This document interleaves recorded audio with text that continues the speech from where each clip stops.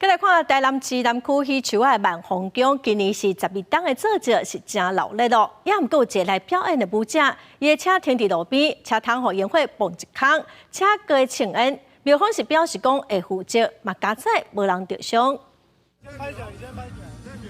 民众来到停伫咧路边的车辆当中是串一条。 车窗破一大坑，车内阁有火呼，真明显是互烟火炸着。会觉得危险吗？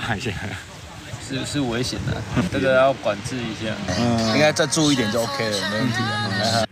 最近台南戏曲万丰宫三条王石大殿附近的庙宇也来占卜，活动是真闹热，也有舞团在表演，也有放烟火跟放炮啊。也毋过那亲像是风上头，已经放煞烟火煞熊熊，互风扇倒波及这台停伫咧路边的汽车。虽然放烟火的单位毋是主办单位万丰宫，是来占卜的天后宫，庙方出面表示也是会负责到底。 已经放了啦，有迄个鱼尾啊大啲啊，佢会捧一下安尼，我都去断掉。风头嘅放料有啊，就放料又少了，就是讲看偌济，阮陪甲到。警方表示，日暗时无接到报案。